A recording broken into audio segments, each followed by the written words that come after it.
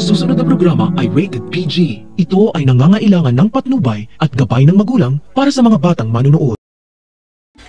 Hindi akalain ni Shaira na babalik sa kanya ang karma matapos niyang ipadala kay Christy at Hannah ang mga damit na may dugo ng kanilang mga anak na sina Billy at Tori.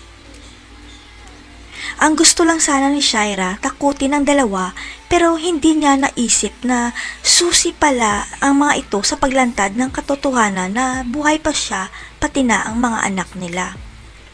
Dahil sa damit na may dugo na kumpirma ni Hannah at Christy na buhay pa si Billy at Tori. At ang ibig rin nito sabihin buhay rin si Shaira na hawak ngayon ang kanilang mga anak.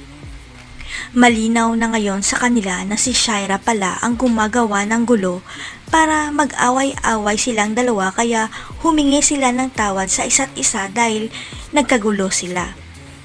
Kaya hindi na matutuloy ang plano ni Franco na lumayo sila ni Shaira matapos ang paghiganti nito dahil bistado na ang sikreto ni Shaira at madadamay rin siya.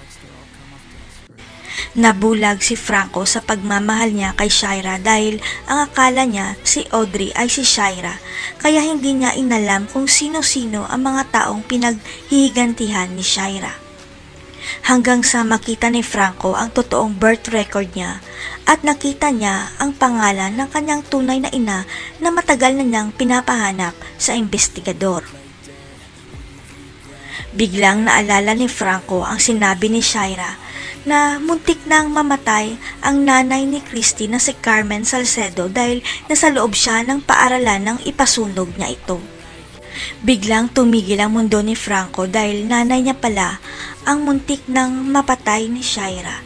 Hindi siya makapaniwala na muntik nang mawala ang tunay niyang ina. Biglang nandilim ang paningin ni Franco dahil siya mismo ang tatapos kay Shaira dahil sa galit niya para mapaghigantihan niya ang ginawa ni Shaira sa pinakamamahal niyang ina. Si Franco na kaya mismo ang tatapos kay Shaira dahil nagising na siya sa katotohanan. Si Connie kaya maglalantad ng sikreto ni Shaira kay Christy at Hannah. Abangan.